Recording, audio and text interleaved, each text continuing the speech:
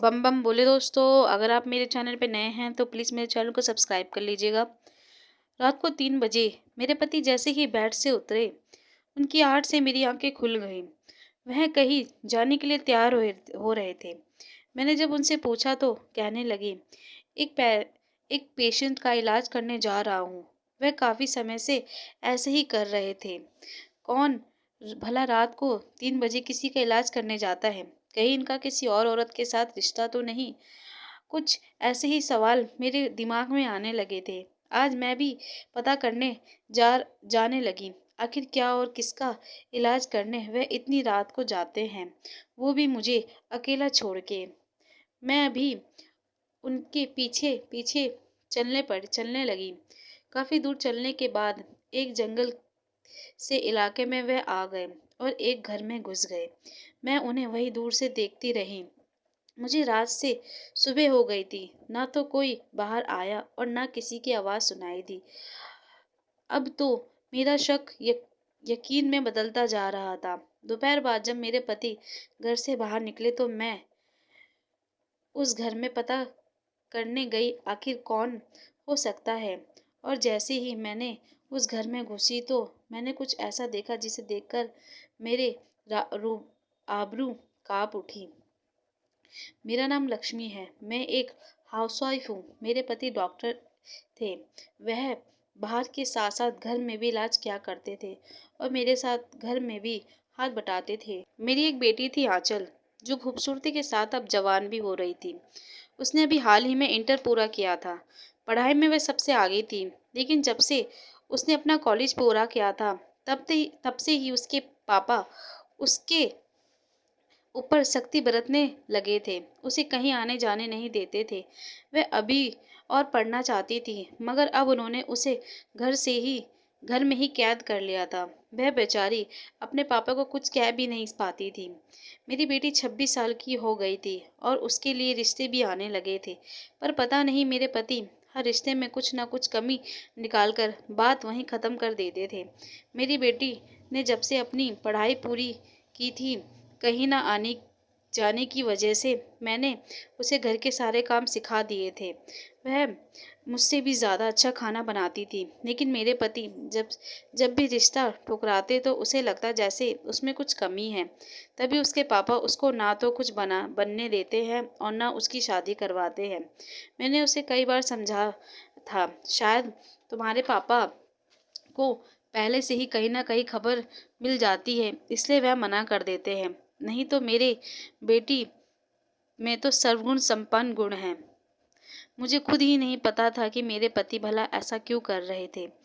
अच्छे अच्छे रिश्ते ठुकरा देते थे। मैंने कई बार पूछने की कोशिश भी की, मुझे कोई जवाब नहीं मिला।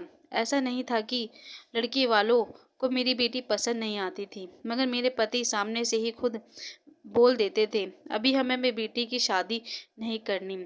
ऐसे कितने ही रिश्ते उन्हें बेवजह मना कर दिए थे। भला कोई बाप अपनी बेटी की शादी क्यों नहीं करवाना चाहता है। घर में जब कोई बेटी पैदा होती है तब से ही हर एक बाप को उसकी शादी की चिंता हो जाती है। मगर मेरे पति में तो अपनी बेटी को ही कैद करके रखा था। जिसकी उम्र अब जिंदगी जीने की थी, वो घर में कैद होकर रह गई थी। एक बार मैंने गुस्से में पूछ भी लिया, तुम आंचल के साथ ऐसा क्यों कर रहे हो? ना तो उसे कहीं जाने आने देते हो, उसकी पढ़ाई तक तुमने बंद करवा दी है, और अब जब उसकी शादी करने की उम्र है तो तुम हर एक रिश्ता मना कर देते हो। उन्होंने अब भी कोई जवाब नहीं दिया। ऐसा कब तक चलेगा? वह किसी दिन कोई ऐसा कदम ना उठा ले जिसके बाद हमें पूरी जिंदगी पछताना पड़े। मैं अपनी बेटी को ऐसे नहीं देख सकती थी, लेकिन मैं उसके लिए कुछ कर भी नहीं सकती थी। आंचल का एक दोस्त कॉलेज का उससे घर मिलने के लिए आया और उसने आंचल को घूमने के लिए कहा। 1 महीने का टूर था। आंचल ने तुरंत मना कर दिया, अपने पापा के डर से। लेकिन जब मैंने उसके चेहरे पर उदासी देखी तो उस लड़के को टूर पर जाने के लिए हाँ कर दी और अगले दिन उसे अपने दोस्त के साथ टूर पर भेज दिया, बिना उसके पापा की परमिशन के। अब मुझे डर था कि मैं आंचल के पापा को क्या कहूँगी। सुबह जैसे ही मेरे पति खाने के टेबल पे बैठे और उन्होंने आंचल को उठाने के लिए कह दिया। मैंने हड़बड़ी में कहा, अभी थोड़ी देर और सोने दो। रात को वह लेट सोई थी। तभी वह बोले, रात को वह लेट सोई थी या रात को तुमने उसे कहीं और भेज दिया उसके दोस्त के साथ टूर पर बिना मुझे बताए? मैं अब डरी हुई थी। मेरे पति तभी वहां से उठ कर चले गए और आंचल को जल्द से जल्द घर वापस लाने के लिए कभी कॉल तो कभी उसके टूर को कैंसिल करने की कोशिश करते रहे। हफ्ते भर बाद जब वह हार कर थक गए तो वह शांत हो गए और नॉर्मल तरीके से अपना काम करने लगे। लेकिन अब मुझे अपनी बेटी को लेकर चिंता होने लगी, क्योंकि ना तो उसकी कोई बात मुझसे हो पाई थी और हाल ही में मुझे सपने में ऐसा लगा जैसे मेरी बेटी बहुत परेशान है और वह मुझसे मदद मांग रही है। तभी से मैं अपनी बेटी के लिए परेशान रहने लगी। एक बार मेरे पति रात को रोज किसी मरीज का इलाज करने जाने लगे। अपनी पत्नी को इतनी रात को अकेला छोड़कर कोई पति किसी का इलाज करने जाता है, जो इलाज वो भी इलाज जो पूरी रात से सुबह तक चलता है। कहीं कोई औरत के लिए तो यह नहीं कर रहे। इतनी रात को रोज रोज वह मुझे उठाकर चले जाते जाते अकेले होने की वजह से मुझे भी नींद नहीं आती।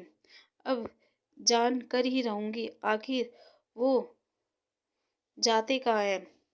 वह जब रात को 3 बजे दोबारा उठे, मुझे उठाकर वह मरीज का इलाज करने के लिए जाने लगे। फिर मैं भी उनके पीछे निकल गई। काफी दूर चलने के बाद एक जंगल से एरिया में पहुंच गए। तभी मेरे पति एक घर में घुस गए। रात रात के गए हुए वे सुबह सुबह घर से बाहर आए।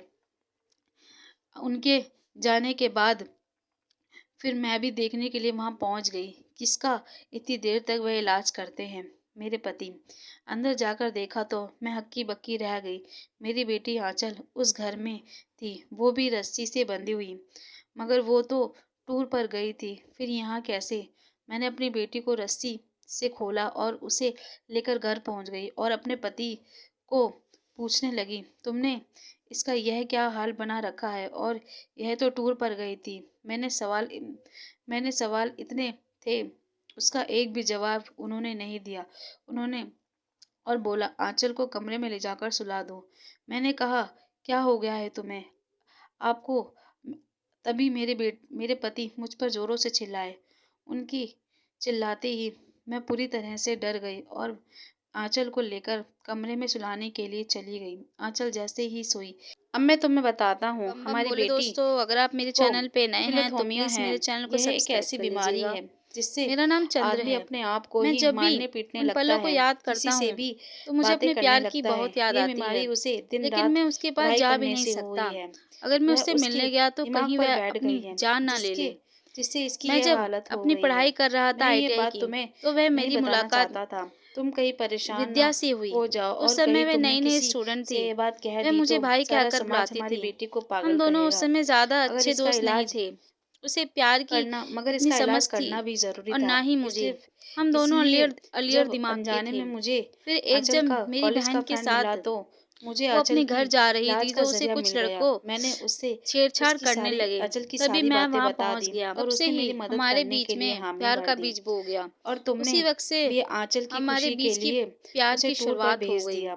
वो इतने मैं हसीन पल समझ थे गई कि मेरी उन्हें भूल बेटी पाना इतनी मेरे बड़ी लिए बीमारी से नामुमकिन जूझ बन रही गया थी है। और मेरे वो पति मेरे लिए क्यों खाने का ये सब टिफिन कर लाती रहे थे। और मैं मैंने उसे आए उनसे दिन घुमाने सब बातों के के लिए लिए ले माफ़ी जाता। मांगी विद्या एक और नॉर्मल आंचल नेचुरल के लड़की थी। इलाज के वो लिए जब भी उनका मुझसे साथ देने मिलती लगी। तो मेरी सूट बेटी सलवार पहनकर आती थी। आंचल मेरे जल्द घर से में जल्द ठीक हो जाए एक ताकि और मैं बहन एक भी थी। बेटी को अपने पिता बहन से माँ मिला थी। सकूं। सारी माँ की अनीता आपसे विदा उम्मीदें लेती मुझसे हूँ, ही फिर जुड़ी थी। मिलूंगी मैं अगली भी कहानी उनके लिए में। कुछ करना इसी तरह चाहता की मेरी था। कहानी से जुड़े इसलिए रहिएगा। जब मेरी माँ धन्यवाद। खत्म हुई तो मैं